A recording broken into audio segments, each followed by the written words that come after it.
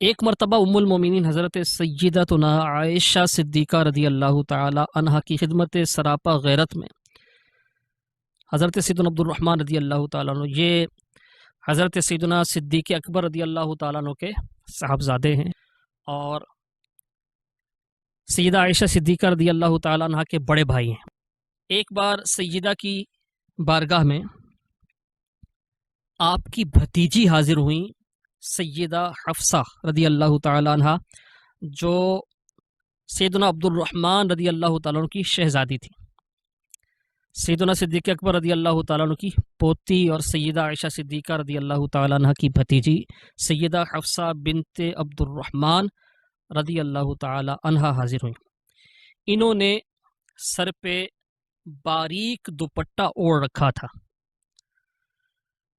حضرت سیدتنا عائشہ صدیقہ رضی اللہ تعالی عنہ نے اس دوپٹے کو ان کے سر سے لیا اور اسے بدل دیا، انہیں موٹا دوپٹہ اڑا دیا۔ یہ حدیث شریف ہے جو بیان کی گئی۔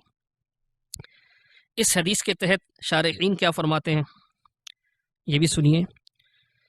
چنانچہ مرآت المناجح جو اردو میں مشکات شریف کی شرح مفتی احمد یار خان نعیمی رحمۃ اللہ تعالی علیہ نے لکھی ہے، آپ اس کے تحت فرماتے ہیں کہ حضرت سیدتنا عائشہ صدیقہ رضی اللہ تعالیٰ عنہ نے اس دوپٹے کو پھاڑ دیا اور انہیں موٹا دوپٹہ اڑا دیا۔ آپ فرماتے ہیں مفتی احمد یار خان نعیمی رحمۃ اللہ تعالی علیہ اس حدیث پاک کے تحت، یعنی اس دوپٹے کو پھاڑ کر 2 رومال بنا دیے تاکہ اوڑھنے کے قابل نہ رہے، رومال کے کام آوے۔ لہٰذا اس پر یہ اعتراض نہیں کہ آپ رضی اللہ تعالی عنہ نے یہ مال ضائع کیوں کیا۔ دوپٹہ تھا، دوپٹہ قدرے بڑا ہوتا ہے اور رومال چھوٹا ہوتا ہے۔ اب وہ باریک دوپٹہ تھا جس سے جو بالوں کی رنگت تھی وہ ظاہر ہو رہی تھی۔ اب بالوں کی رنگت ظاہر ہو رہی تھی اور ایسا دوپٹہ نہیں اوڑھا جانا چاہیے تھا۔ سیدہ عائشہ صدیقہ رضی اللہ تعالی عنہ نے اس کو پھاڑ دیا تاکہ وہ دوپٹے جتنی اس کی لمبائی چوڑائی نہ رہے اور وہ اوڑھنے کے قابل نہ ہو، اب وہ رومال کے کام یعنی آئے گا۔ تو مفتی صاحب فرماتے ہیں کہ اس پر یہ اعتراض نہیں ہو سکتا کہ آپ نے یہ دوپٹہ کیوں پھاڑا، آپ نے رومال بنا دیا اسے۔ مزید فرماتے ہیں یہ ہے عملی تبلیغ، یہ ہے عملی تبلیغ، عملی طور پر نیکی کی دعوت اور بچیوں کی صحیح تربیت و تعلیم۔ اس دوپٹے سے سر کے بال چمک رہے تھے، ستر حاصل نہیں تھا، ستر یعنی چھپانا، ستر حاصل نہیں تھا، اس لیے یہ عمل فرمایا۔ صلو علی الحبیب صلی اللہ تعالی علی محمد وعلی آلہ وصحبہ وسلم۔ عورت کا ہر اجنبی بالغ مرد سے پردہ ہے، جو محرم نہ ہو وہ اجنبی ہوتا ہے، اور محرم وہ مرد ہے جن سے ہمیشہ کے لیے نکاح حرام ہو، جن سے کبھی بھی نکاح نہ ہو سکے، ان کو کہتے ہیں محرم۔ اب محرم رشتہ دار کون کون سے ہیں عورت کے لیے؟ اس کا باپ، اور باپ سے اوپر جو اجداد ہیں، جیسے باپ کا باپ دادا، ماں کا باپ نانا، اسی طرح دادا کا باپ پردادا۔ تو جتنے باپ اور اجداد ہیں اوپر، اور جو ماں کا باپ ہوگا وہ بھی اجداد میں آئے گا نا۔ تو اوپر کی طرف جتنے مرد ہیں یعنی جن کی یہ اولاد ہے، نانا، دادا، پھر آگے اوپر، تو یہ محرم ہیں۔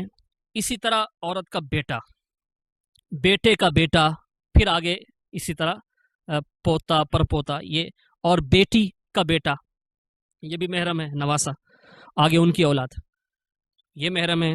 سگا بھائی، اسی طرح وہ بھائی جس میں ماں یا باپ میں سے ایک مشترک ہوں، سوتیلے جو بہن بھائی ہوتے ہیں، یا باپ ایک ہوتا ہے یا ماں ایک ہوتی ہے، تو وہ بھی محرم ہیں۔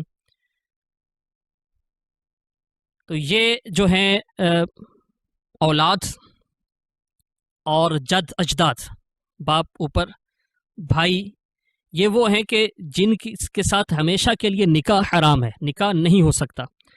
تو یہ تو ہے نسب سے۔ بعض اوقات رضاعت ہوتی ہے، دودھ پی لیا ایک ماں کا تو وہ رضائی بہن بھائی بن جاتے ہیں، تو ان سے بھی نکاح نہیں ہو سکتا۔ تو ایسی صورت میں بھائی ہے تو وہ بھی محرم ہوگا۔ تو یہ محارم ہیں جن سے نکاح ہمیشہ کے لیے حرام ہے۔ اس میں چند رشتے اور بھی ہیں، جیسے والد کا جو بھائی ہے، چچا، وہ بھی محرم ہے، اس سے بھی نکاح نہیں ہو سکتا۔ والدہ کا بھائی ماموں وہ بھی محرم ہے، اس سے بھی نکاح نہیں ہو سکتا۔ تو جو ان کے علاوہ ہیں، محرم کے علاوہ ہیں، یہ سارے اجنبی ہیں جن سے کبھی بھی نکاح ہو سکتا ہو۔ بعض رشتے ایسے ہیں کہ جن سے نکاح وقتی طور پہ نہیں ہو سکتا لیکن کبھی ہو سکتا ہے بعد میں، یعنی ایسا وقت آ سکتا ہے کہ ہو سکتا ہو، یعنی کچھ کیفیات ہوتی ہیں، ان کیفیات کے تبدیل ہونے پر۔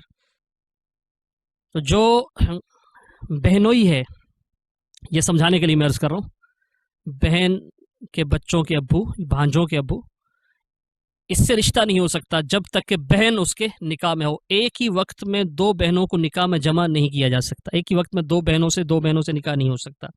تو اگر ایک بہن نکاح میں ہے تو اب دوسری بہن کا نکاح نہیں ہو سکتا اس سے، لیکن یہ محرم نہیں بنے گا پھر بھی، کیونکہ اگر اس بہن کا انتقال ہو گیا تو اب جو ہے نکاح ہو سکتا ہے، یا اس نے اس بہن کو طلاق دے دی تو اب بھی نکاح ہو سکتا ہے دوسری بہن کا۔ تو اس صورت میں نکاح تو چونکہ جائز ہے، ابھی اس کیفیت میں نہیں ہے لیکن ہو سکتا ہے، تو جس سے ہمیشہ کے لیے نکاح حرام ہو نا، نکاح نہ ہو سکے، وہ محرم ہوتا ہے۔ تو یہ رشتے جو ہیں بہنوئی جیسے، یہ محرم نہیں ہے۔ اسی طرح خالو اور پھوپھا، یہ بھی محرم نہیں ہے۔ تو جو اجنبی ہے، ہر اجنبی مرد سے، بالغ مرد سے اسلامی بہن کا پردہ ہے۔ مزید سنیے، آزاد عورتیں، آج کل تو ساری ہی آزاد ہیں، یعنی پہلے غلامی کا دور تھا تو غلام ہوتے تھے مرد، عورتیں باندیاں ہوتی تھی، کنیزیں ہوتی تھیں۔ اب ایسا نہیں، اب ساری عورتیں آزاد ہیں۔ ان کے لیے سارا بدن، جو عورت ہے، سارا بدن چھپانے کی جگہ سوا منہ کی ٹکلی کے اور ہتھیلیوں کے اور پاؤں کے تلووں کے، یہ جو ہے، اس کے علاوہ پورا بدن یہ عورت ہے اور اس کو چھپانا ضروری ہے۔ سر کے لٹکتے ہوئے بال، یہ بھی عورت ہیں، ان کا چھپانا بھی ضروری ہے۔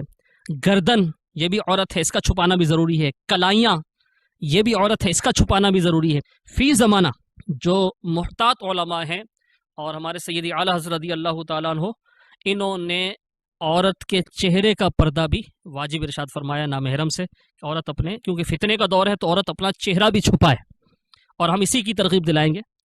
اگرچہ اس میں جو عورت چہرہ نہیں چھپاتی تو اس کو فاسقہ کہنے کی ممانعت کی گئی ہے کہ اس کو فاسقہ نہ کہا جائے، لیکن اپنے لیے یہی ہے کہ اسلامی بہنیں جو ہیں وہ چہرے کا پردہ بھی کریں۔